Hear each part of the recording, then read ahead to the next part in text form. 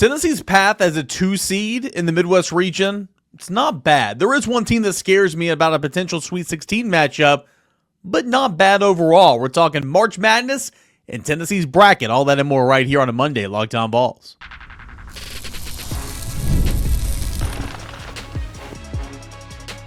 You are Locked On Vols, your daily podcast on the Tennessee Volunteers. Part of the Locked On Podcast Network, your team every day. What is up, everybody? Welcome into it. It's a new week, a new episode of Locked On Vols, and we can do it with our friends over at FanDuel Sportsbook, where new customers can get $200 in bonus bets with your first $5. If your first $5 bet wins, it's over at FanDuel.com.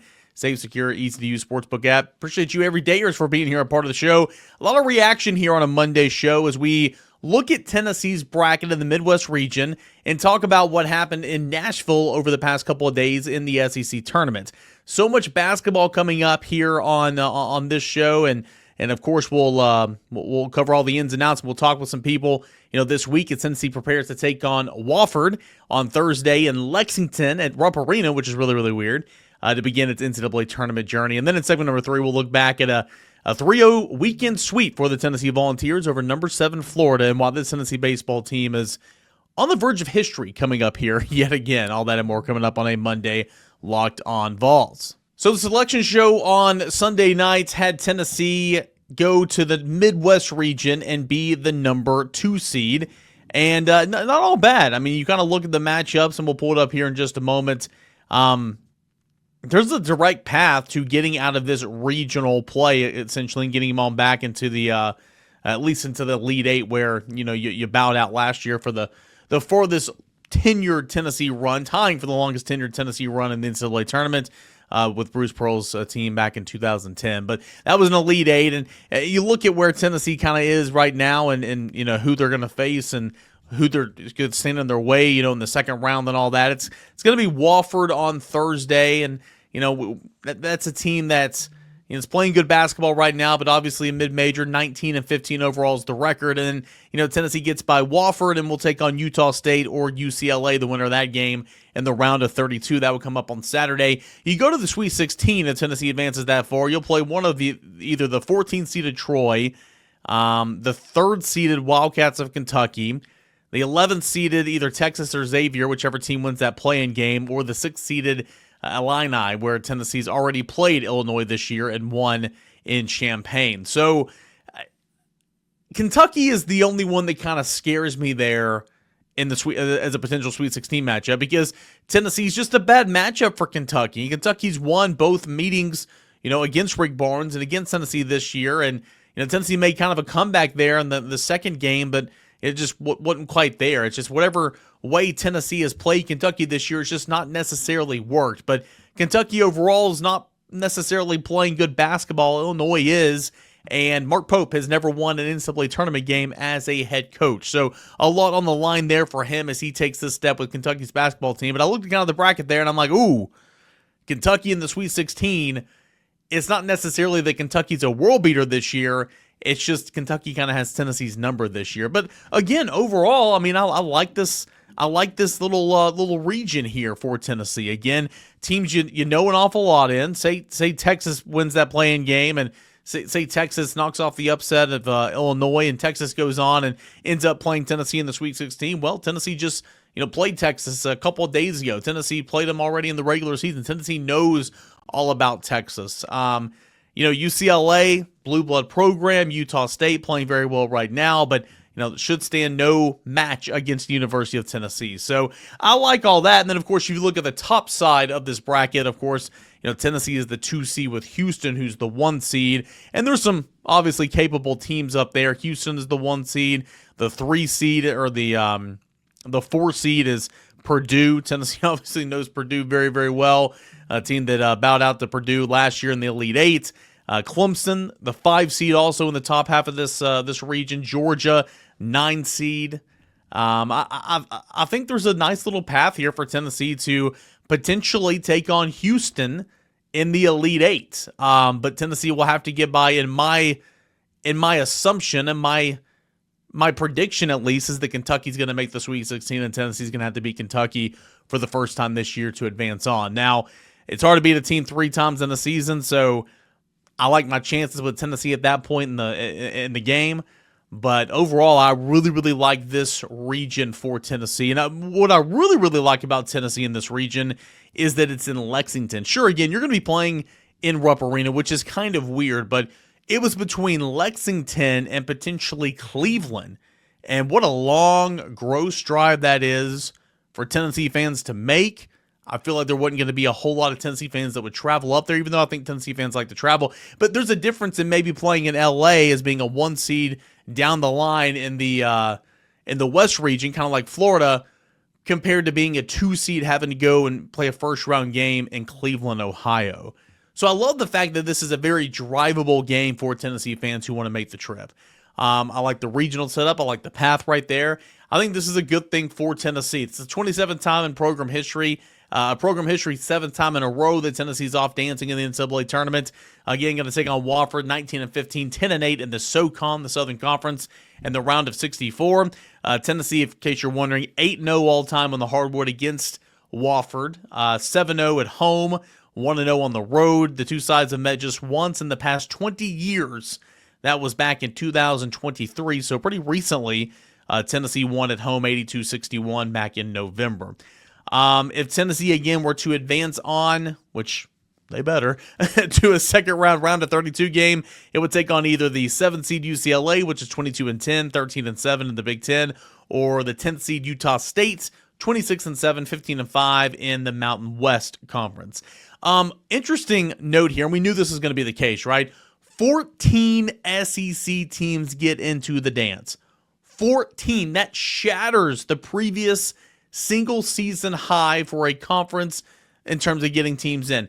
The Big East got 11 teams in the dance back in 2011. The SEC shatters that record with 14 of the 16 team league got into the dance this year. Shout out to LSU and shout out to South Carolina for not making the dance. The only two teams in the SEC that did not make the dance. Tennessee overall 28-27 all-time in NCAA tournament games, 9-6 under Rick Barnes. The most NCAA tournament wins under any Tennessee head coach in the histories with Rick Barnes. Tennessee is the number 2 seed now for the 3rd time under Rick Barnes and the 5th time overall. Did it back in 05-06, 07-08, 18-19, 23-24, and now 24-25. Tennessee's streak of 7 straight NCAA tournament berths eclipsed the prior program best of 6 that was set back in 05-06 to 2010-2011. Just 5 other schools have officially made the NCAA tournament field 7 consecutive times. Michigan did it 27 times, Gonzaga 26, Purdue 10, Houston 7, and Kansas 7 as well. Only one other institution, which was Baylor, is making even its 6th straight trip. So it kind of shows you that Tennessee truly is kind of in the golden age under Rick Barnes. 29th time Barnes has taken, specifically for Barnes here, the 29th time Rick Barnes has taken a team to the NCAA tournament across 4 different coaching stops. That moves him past Bob Knight for sole possession of 4th most bids all time at the Division I level. The only coaches with such more appearances are Coach K with 36, Jim Boeheim with 35, and Roy Williams with 30. So again, Rick Barnes in some pretty rare company. What do you think? Or as you guys like to kid me about, what say you about Tennessee's draw in the NCAA tournament? Again, I'll flash it up right here. You've got Wofford on, wrong one, excuse me. You've got Wofford on Thursday. We'll get time and dates that are not out right now at the time of this podcast. At least times, but it's going to be in Lexington at Rupp Arena on Thursday. If Tennessee wins, which it should, it will play again on Saturday. And if Tennessee wins that one, on to the Sweet 16 to take on whoever wins out of the grouping of Illinois, Texas/Xavier, or Kentucky-Troy. My bet is on Kentucky, and then we'll go on to the Elite Eight. Quickly look at the top half of the right side of the bracket, which is the East region. Duke is the one up there. The 2 is Alabama. At the bottom half of that East region, the 3 is Wisconsin, who lost closely, but lost in the Big Ten Championship game on Sunday. Arizona, the 4. Oregon, the 5. You flip over to the opposite side of the bracket, top left, and it's Auburn, the number 1 overall seed in the field. The 2 seed in the South region is Michigan State. The 3 seed is Iowa State. The 4 seed is Texas A&M, another SEC team. 5 seed is Michigan. 6 seed is Ole Miss, another SEC team. And then the bottom left side of the bracket, which is the West region, that is where the Florida Gators go in. Florida, who knocked off Tennessee in the SEC Tournament Championship game on Sunday. The fourth number 1 seed in the West region. The 2 seed over there is St. John's. The 3 seed is Texas Tech. The 4 seed is Maryland. The 5 seed is Memphis. And the 6 seed is Missouri. Again, that is Florida, who, if it goes on to the Elite Eight, would have to play a game in San Francisco. So Tennessee, of course, if Tennessee goes on to the Elite Eight, would have to play a game in Indianapolis, as we very well know. So that is Tennessee's path in the NCAA Tournament championships, and I'm excited to see what Tennessee looks like starting on Thursday against Wofford. Can't wait to know what the time of that tip-off is. That'll come out later on Sunday, but again, time of this recording, apologies, do not have it just now. What do you think of Tennessee's draw? We'll continue discussing Tennessee, especially over the weekend in Nashville for the SEC Tournament, and some things that just, quite frankly, didn't make a whole lot of sense. That's coming up next as we continue on here with the Monday edition of Locked On Vols. Stay tuned. Eating healthy doesn't have to be complicated. With Factor, you get chef-made, dietitian-approved meals that are ready to heat up in just 2 minutes, so you can fuel your body without the hassle of cooking. Factor meals arrive fresh, never frozen, 40 options across 8 dietary preferences. Easy each and every week. You can customize your menu to fit your goals, whether that's Calorie Smart, Protein Plus, or Keto. I love how Factor keeps you on track with healthy, delicious meals without the time-consuming prep.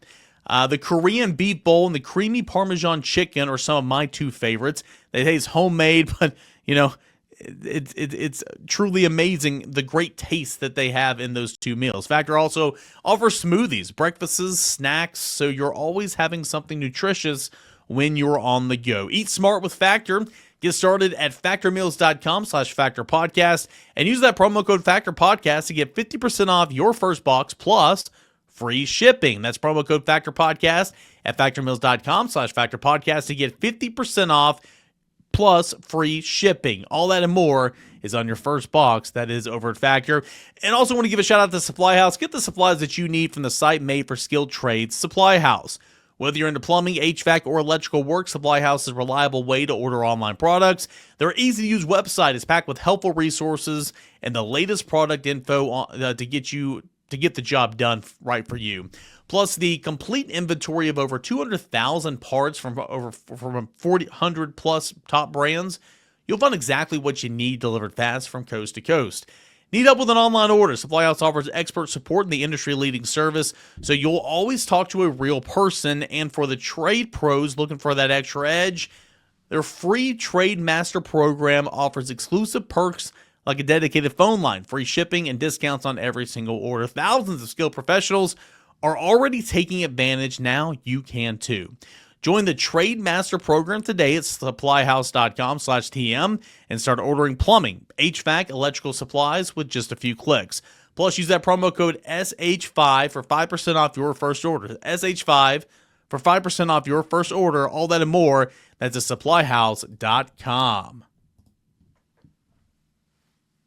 What is your reaction to Tennessee's number 2 seed in the Midwest? Open up play in Lexington against Wofford on Thursday. You win that, you play on Saturday, so on and so forth. We'd love to hear your reaction, your questions during the mailbag show that's coming up tomorrow at _Caner at Locked On Vols. Please submit those questions for the mailbag show at _Caner and at Locked On Vols. Plus, you can comment on the YouTube channel as well, and I'll be sure to check those out. All right, Tennessee got going in Nashville, double bye, number 4 seed, and it played Texas on Friday. And we talked about it on the show, and I kind of discussed this in the postgame reel that I put out there on YouTube and social media.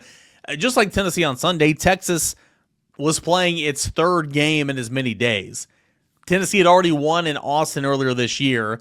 Tennessee was favored by 9.5, and you know that's kind of where I advise people to take it earlier in the, or not earlier in the week, but on Friday morning or late Thursday night, and Tennessee was able to win by 11. It was just a team that kind of ran out of gas, a team that was kind of sluggish there towards the end, and Tennessee just ran away. Texas finished 1-7 from the field, and Tennessee really didn't make a field goal in the last 5 minutes, but it kind of built up that lead to where it didn't even really matter. Zakai Ziegler, your typical no points in the first half, and then he came alive with 19 second half points. Now, Chaz Lanier against the Longhorns had 19 first half points and finished with 23 overall in that game. So Tennessee did a great job, shot 54% from in the first half, I believe. Let's see here.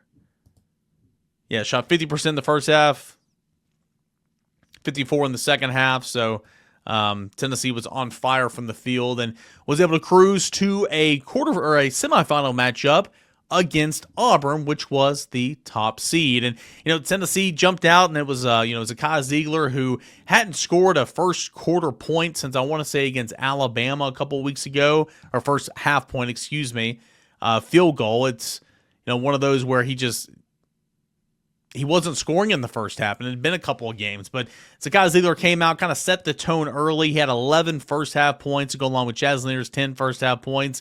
And Tennessee was, built that lead up to about 10 with 4 minutes to go, and Auburn just kept chipping away. Kept chipping away. And Tennessee was finally able to kind of, extend off there towards the end, win by 5, 70-65 in a game that it was really big for Tennessee because you knocked off, which is now the number one overall seed in the dance, the number one seed in the SEC tournament. Tennessee didn't have the best day shooting the basketball, but was good enough, 42%. You had Auburn and its high-flying offense held to 65 points yet again. You kind of bring Auburn down to your level defensively, and it kind of gave Tennessee a whole lot of confidence, moving forward. Tennessee didn't shoot the three ball very well, neither did Auburn. Tennessee was 5 of 19, Auburn was 6 of 19.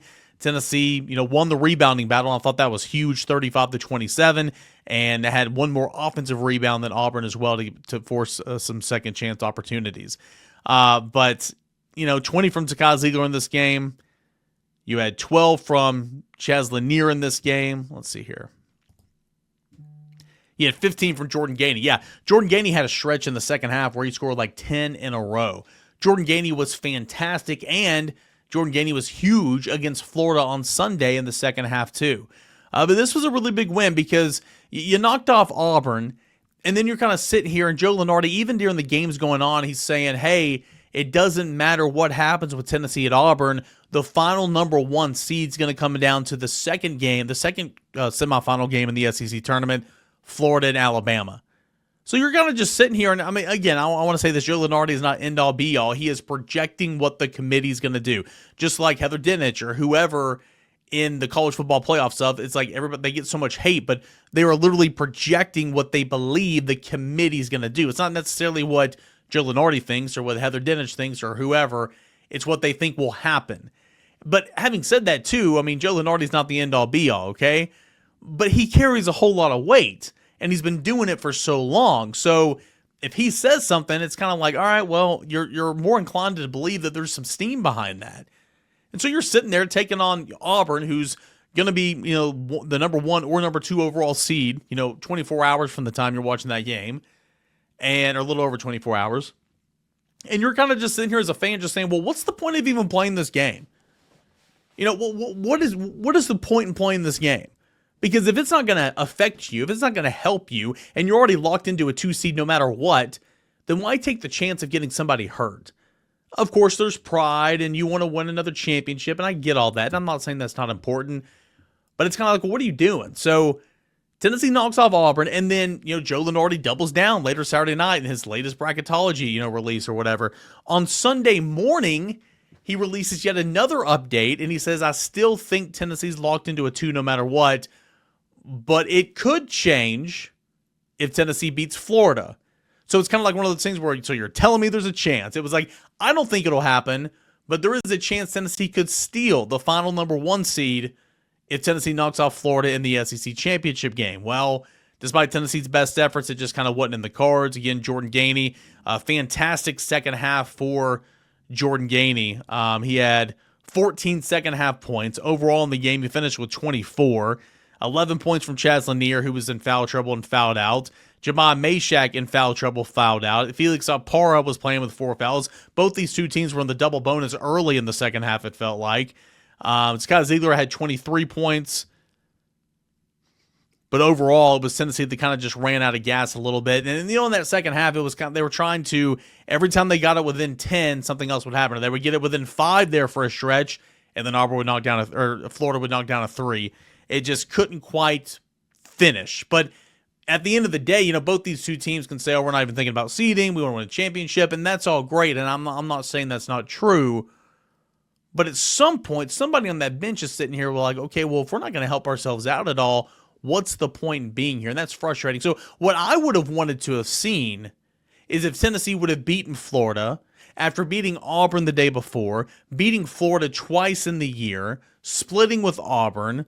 I would have loved to have seen the rationale from the committee if Tennessee was left at a number 2 seed like Joe Lenardi said, or he believed was going to happen. Doesn't matter what happened on Sunday because, again, in the past, Sundays don't matter for the SEC tournament. But in a year where where the SEC got a record 14 teams from one conference in the dance, and clearly this is the best conference in college basketball, and it is not even up for debate. How in the world can Sunday not matter? So I really wish, for a number of reasons, that Tennessee would have beat Florida on Sunday because I can't stand Florida. But it would have been another championship, SEC Tournament championship. But I would have loved to have seen, if the committee did not award Tennessee that fourth number 1 seed, what the rationale would have been. Because at this point, it's like, they just keep on making money for the conferences. They just keep on making money for the schools. But what are you getting out of it? It's kind of like the thought of in college football playoffs, what's the point playing an SEC championship game? There's a bigger conversation here to be had. Ultimately, Tennessee ended up losing, so it's not necessarily like you had to force that hand, and we're not really having that specific instruction or discussion. But kind of interesting, though, because that was all the talk this weekend. Doesn't matter what Tennessee does. Tennessee's locked into a 2. Auburn, Duke, and Houston were, of course, already locked into a 1. And it was the winner of Alabama, Florida is going to get that final number 1 seed. But again, it all kind of worked itself out. But I thought Tennessee played some good basketball at times this weekend. I thought Igor Milicic did a lot of good things at times this weekend.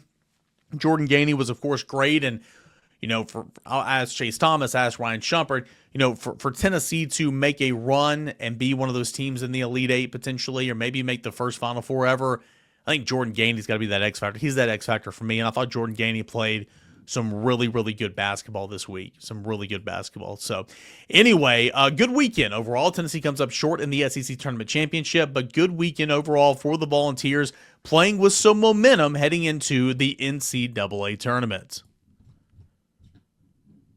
Guys, I want to tell you about our friends over at FanDuel Sportsbook. March Madness is here. FanDuel is giving you the chance to get in on all the action like never before. Right now, new customers can get $200 in bonus bets when your first $5 bet wins. That's $200 extra bucks to use on everything from buzzer beaters to Cinderella stories and even who's cutting down the nets. I've got my eye on a few underdogs this year, and FanDuel makes it easy to back them with spreads, totals, and game props. With tournament games happening almost every single day, there's always something exciting to bet on. The FanDuel app is simple to use, and when I win, I get paid instantly. No more waiting around. Join all the fun. Join the action. Get in on that action. Visit FanDuel.com to get in on the College Hoops action all tournament long. That is FanDuel.com.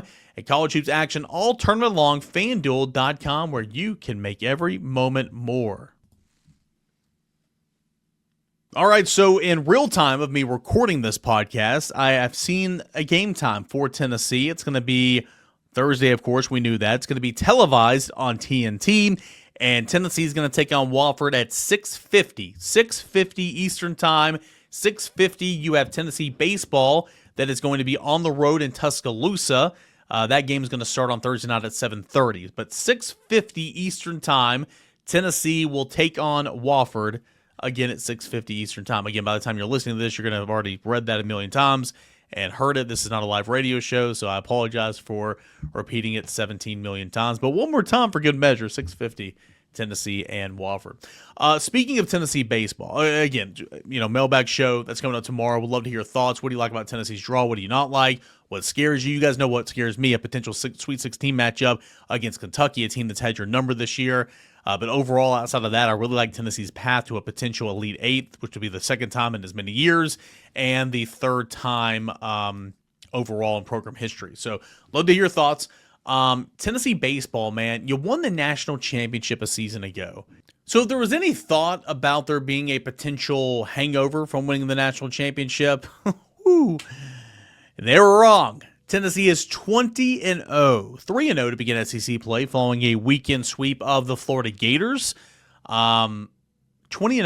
And I understand a lot of those wins, St. Bonaventure's, Samford's, Hofstra's, I get it. I mean, that's pre-conference, that is what it is. But Tennessee went down to Houston and, no game ever felt in danger, but it's not like they blew them all out. Won 5-2 against Oklahoma State, did blow out Rice, and then, won 5-3 or something like that Sunday against Arizona. But won the challenge, and you were wondering how Tennessee was going to fare to begin SEC play. Now, Florida, 7th-ranked team in the country, already dealing with tons of injuries.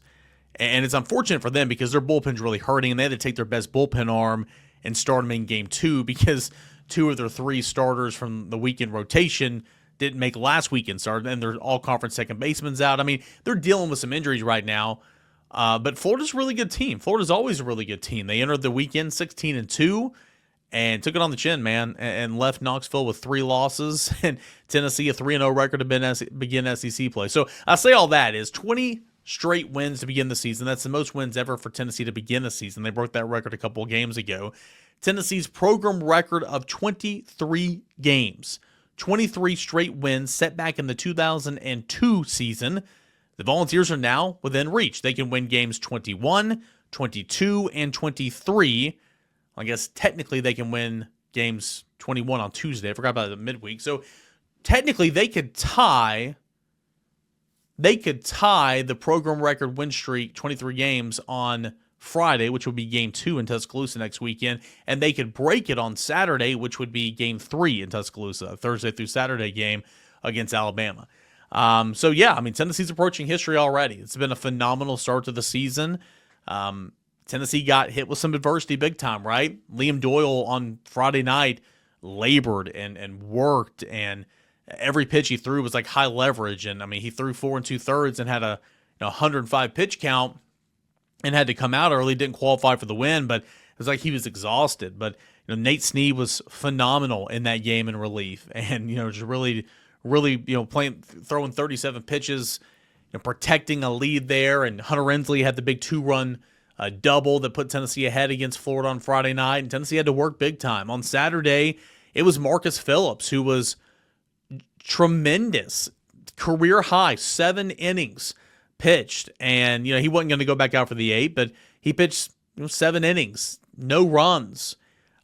Just a really, really good day at the office in a game that was 1-0 entering the bottom of the 7th inning, and then Tennessee rattled off 9 runs in the bottom of the frame, and Tennessee won via walk-off run rule. 7 strikeouts, 1 walk for Phillips on 110 pitches.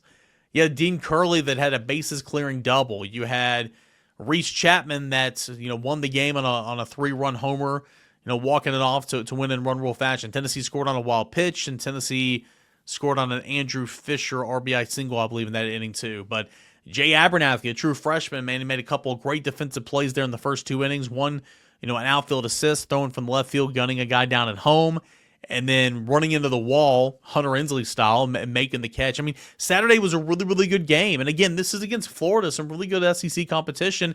And then on Sunday, you had Tennessee that threw a bullpen game, and it got pretty contested there for a little bit. Tennessee found themselves down 4-1 in the 5th inning, but Cannon Peebles put Tennessee ahead for good with a 2-run single, I believe, whatever it was. Let's see here.